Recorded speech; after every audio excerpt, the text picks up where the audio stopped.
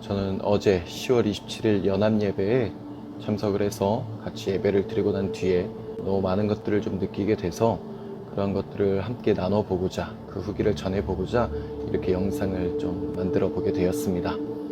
우선 저는 예배 전날이었던 26일 저녁에 나름대로 어떤 생각들을 말씀드리고 한 분이라도 더 참여할 수 있도록 제 생각을 표현해 보고자 영상을 만들어서 그렇게 업로드를 좀 해보게 되었는데요.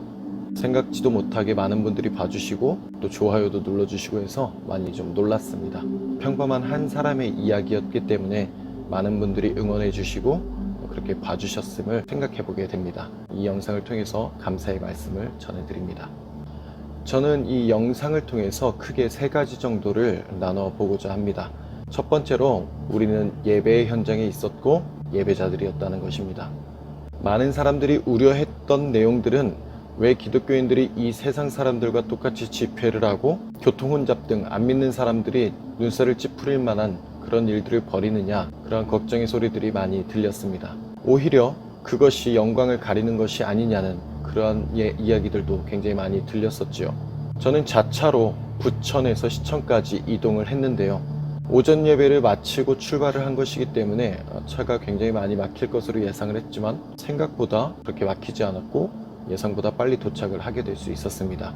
언론에서 얘기하는 교통체증과 교통혼잡은 절대 동의를 할 수가 없는 것이지요. 모두가 그 현장에서 경찰의 통제에 너무나 잘 따르고 있었고 너무나 질서정연한 모습들을 보여줬습니다.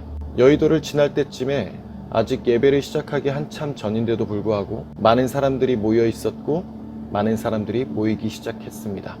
가는 곳마다 스크린이 설치되어 있었고 사람들은 그 자리를 채우고 있었는데 그때부터 벌써 감격이 몰려오더라고요.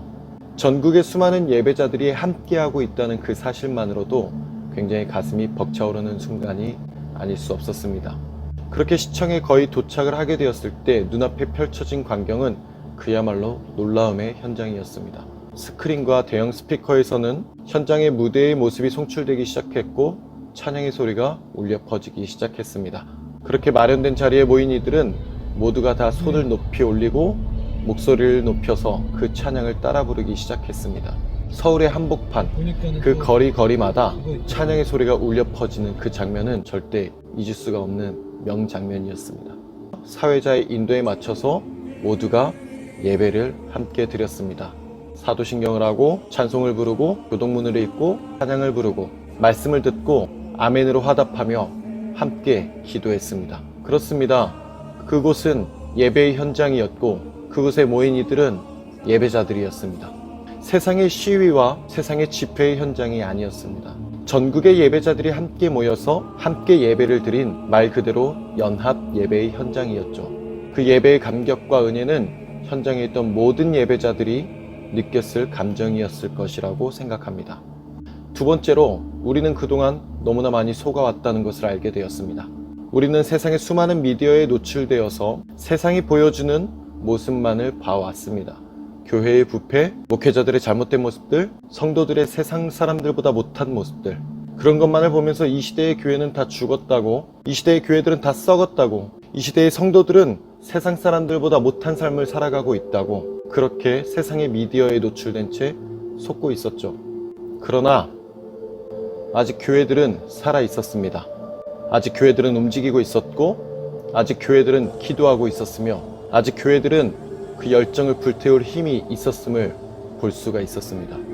성도들은 부르짖었고 찬양했고 하나님을 찾았습니다. 우리는 너무 세상의 미디어에 노출된 채 그것들을 보지 못하고 속고 있었습니다. 아직 이 땅에는 하나님을 찾는 이들이 많음을 봤습니다. 아직 이 땅에는 하나님께서 원하시는 삶을 살아가고 있는 이들이, 그렇게 몸부림치는 이들이 많다는 것을 봤습니다. 하나님께서는 그렇게 이 땅의 믿음의 용사들의 모습을 보여주셨습니다. 제가 말씀드리는 것에 오해가 없으시길 바라는 것은 현장에 계신 분들만이 그러한 믿음의 용사들이었다는 것을 말씀드리는 것이 아닙니다. 부득이하게 현장에 오지 못하셨더라도 각지 각곳에서 각자가 있는 자리에서 각자의 사명을 부여잡고 각자 보내진 자리에서 각자의 예배를 드리고 있었음을 믿습니다. 전국의 예배자들이, 전국의 믿음의 용사들이 한마음 한뜻으로 그 자리에 모여 있음을 보면서 세상이 말하는 기독교, 세상이 바라는 기독교와는 전혀 다른 모습의 진짜 기독교인들의 모습을 우리는 볼 수가 있었다는 것이죠.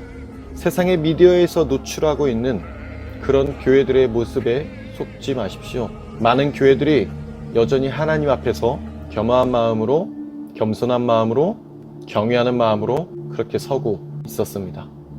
마지막 세 번째로 우리는 표현해야 합니다. 저는 개인적으로 코로나의 일들을 통해서 한국 교회가 굉장히 많이 무너졌다고 생각합니다. 교회들의 민낯을 보여주게 되었고 너무나 부끄러운 시간들을 보냈던 것이 사실입니다.